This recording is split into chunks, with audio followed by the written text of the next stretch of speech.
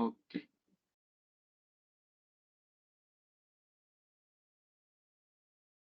Ya, selamat malam. Eee, Kami dari kelompok 2 Sejarah Pemikiran. Eee, Kami mau membahas, mengenai film The Matrix.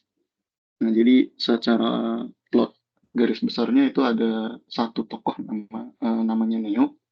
Dia tuh masuk ke dunia virtual, kemudian, dia dibenturkan dengan realita yang ada.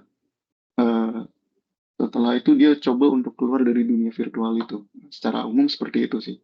Nah, dari, sinopsis film yang ada, kita coba untuk, membuat beberapa pertanyaan yang berkaitan dengan, filosofi nih.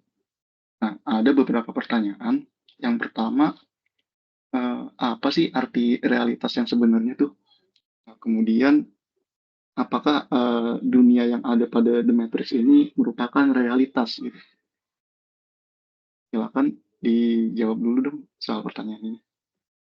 Oke, saya akan coba menjawab untuk pertanyaan pertama ya.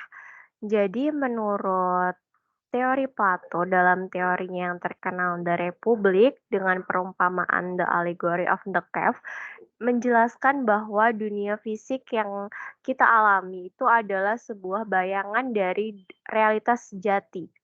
Jadi menurut Plato, realitas sejati tidak dapat ditemukan oleh pengalaman terbatas manusia, namun dapat ditemukan melalui pemahaman intelektual serta pengalaman spiritual yang lebih dalam. Nah, jika ditarik kesimpulan dari film Matrix ini, maka dunia yang ada di dalam Matrix itu adalah sebuah ilusi dan dunia di luar Matrix adalah bentuk dari realitas sejati. Sama halnya juga sejalan dengan, teori dari Immanuel Kant yang berpendapat bahwa ultimate reality tidak bergantung pada manusia.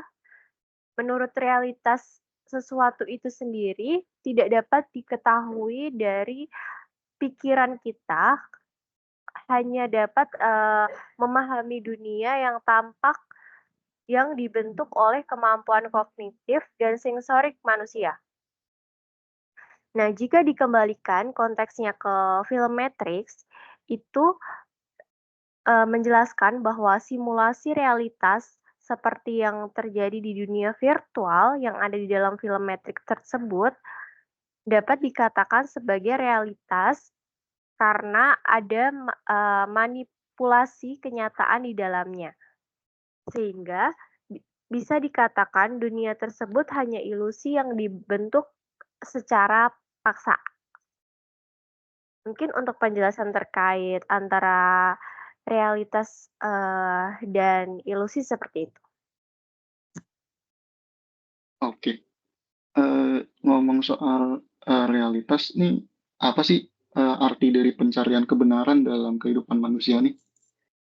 Terus ada nggak resiko dari, pengetahuan yang secara mendasar seperti itu? Ya baik, kalau untuk menjawab pertanyaan tersebut, jika dilihat dari pendapat Immanuel Kant, kebenaran atau ilmu pengetahuan ini dapat dicari dengan cara teori transendental atau bisa disebut merupakan teori yang memandang kebenaran atau ilmu pengetahuan. Hal itu didapatkan melalui pengalaman diri individu dan pandangan sensorik, sehingga orang yang orang itu bisa menyimpulkan bahwa pengalaman dan apa yang dilihatnya ini membawa ke arah kebenaran atau suatu kesalahan. Jika dilihat dari resiko dari pengetahuan yang mendasar ini membawa ketidaknyamanan secara emosional karena seringkali kebenaran tidak sesuai dengan harapan yang ada.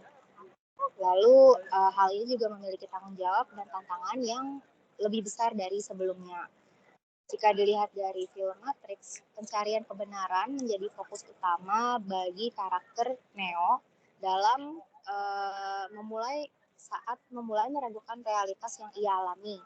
Dan pada saat ia dihadapkan dengan kenyataan bahwa dunianya adalah ilusi yang diciptakan oleh mesin, karakter Neo ini mulai mencari kebenaran yang lebih dalam lagi. Oke.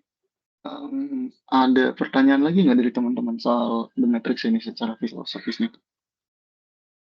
Oke, mungkin coba saya lanjutkan ya untuk pertanyaannya ya.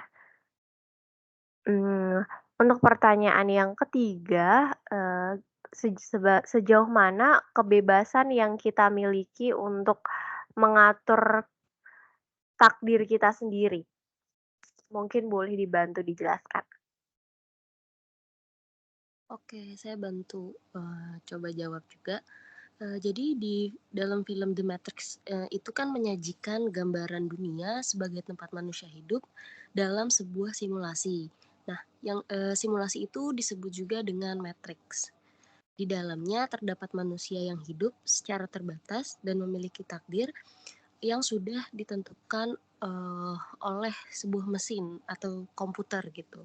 Nah, menurut pemikiran modern yang disampaikan oleh Immanuel Kant, bahwa ia berpendapat kebebasan merupakan prinsip moral manusia yang paling mendasar, di mana manusia memiliki kehendak bebas untuk memilih tindakan apa saja yang ingin dilakukan. Namun di samping itu, dengan adanya kebebasan manusia, manusia itu sendiri juga perlu mengingat bahwa adanya hukum serta tanggung jawab moral sebagai konsekuensi atas tindakan yang dilakukan, kayak gitu. Oke, ngomong-ngomong soal kebebasan, mungkin nyambung ya sama pertanyaan selanjutnya. Apakah terdapat batasan etis, dalam penggunaan teknologi, dan bagaimana dengan etika pada film Matrix yang berusaha untuk membuat simulasi reality? Oke, ini ada jawaban menarik sih dari filsuf asal Amerika Serikat namanya Albert Berkman. Nah, dia berpendapat bahwa batasan etis dalam penggunaan teknologi ini perlu mempertimbangkan implikasi etis dari penggunaan teknologi tersebut. Dengan konsep yang dikemukakan Albert Borkman, itu namanya device paradigm. Nah, ini memiliki arti bahwa teknologi memiliki kecenderungan yang dapat membuat seseorang menjadi merasa ketergantungan.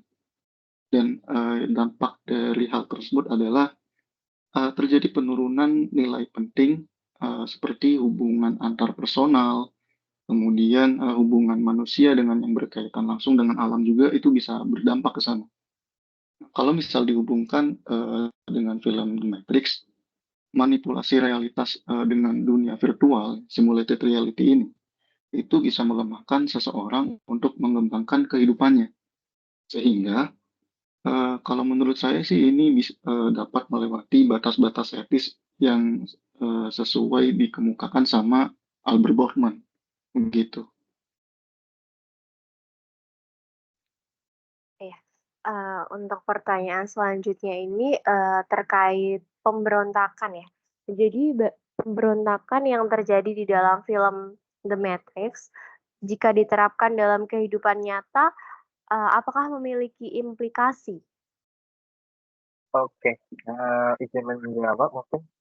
Menurut Plato, sebagai filsuf yang mengambil aliran epistemologi dengan pendekatan rasionalisme, ia menganggap bahwa pengetahuan absolut hanya bisa didapatkan dengan cara proses berpikir, tidak dengan cara lain. Nah, di dalam film The Matrix ini, Matrix menunjukkan bahwa realitas yang kita alami bukanlah realitas yang sempurna, melainkan sebuah simulasi yang dibentuk oleh manusia itu sendiri. Ini membuka tantangan bagi individu untuk mengetahui apa yang benar-benar nyata dan bagaimana mereka mengalami realitas itu. Implikasi dari film tersebut bahwa realitas yang kita alami adalah konstruksi yang dibentuk oleh manusia itu sendiri, membuka tantangan bagi individu untuk mempertanyakan benar-benar kenyataan dan bagaimana mereka mengalami realitas tersebut. Pemberontakan di film The Matrix ini diterapkan dalam kehidupan nyata, diterapkan dalam konsumsi daya alam dan pengalaman yang tidak sempurna yang dialami oleh individu. Kurang lebih seperti itu, Mas. Oke, sangat menjawab ya untuk pertanyaannya tadi. Nah, mungkin ini untuk pertanyaan terakhir ya. bagaimana cara menafsirkan dan memahami konsep realitas virtual dan kesadaran buatan dalam konteks filosofis? Oke, kayaknya coba bantu jawab ya. Kalau dalam filosofi sendiri, realita virtual itu sebuah konstruksi atau simulasi yang diciptakan oleh teknologi untuk meniru atau menyimulasikan pengalaman nyata. Sementara itu, kesadaran buatan mengacu pada ide tentang kesadaran yang dimiliki oleh entitas buatan atau mesin. Konsep realitas virtual dan kesadaran buatan dalam film The Matrix ini bisa dilihat sebagai refleksi dari pemikiran pasca modern dan postmodern. Realitas virtual menyoroti ketidakpastian tentang apa yang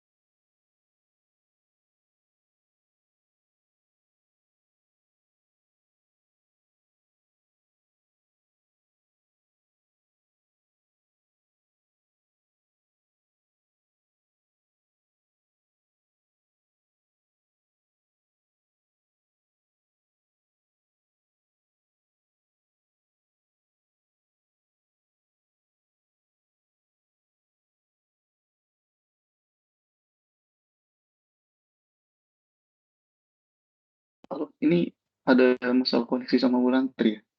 Oke,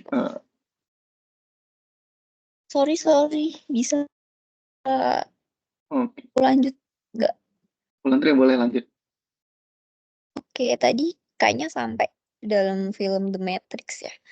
Jadi konsep Iya. realitas virtual dan kesadaran buatan dalam film The Matrix sendiri tuh bisa dilihat sebagai refleksi dari pemikiran pasca modern dan postmodern. Realitas virtual menyoroti ketidakpastian tentang apa yang kita anggap sebagai kenyataan, menantang keyakinan terhadap objektivitas dan juga kesetiaan realitas. Sementara itu, kesadaran buatan mempertanyakan pemahaman kita tentang sifat kesadaran dan identitas, memperdebatkan apakah kesadaran dapat direplikasi atau diprogram. Dalam konteks ini, film tersebut menghadirkan pertanyaan tentang konstruksi realitas dan identitas, serta menyoroti kompleksitas hubungan antara manusia dan teknologi dalam era postmodern di mana narasi dan realitas seringkali berinteraksi secara kompleks dan bercabang. Mungkin seperti itu. Saya akan mencoba menyimpulkan ya dari semua pertanyaan yang udah diajukan tadi. Jadi secara filosofis, film The Matrix ini memberikan gambaran dan pertanyaan mendasar mengenai realitas, etika, dan manusia. Dari film ini dapat menjadikan bahan kita untuk memikirkan seperti apa dunia yang kita tinggali, sejauh mana etika dan kehendak bebas seseorang, tentunya dari sudut pandang filosofis modern. Oke, mungkin Baik. sekian. Ya, ini kesimpulan ini sekaligus menutup podcast kita ya, podcast kita malam ini. Baiklah, terima kasih.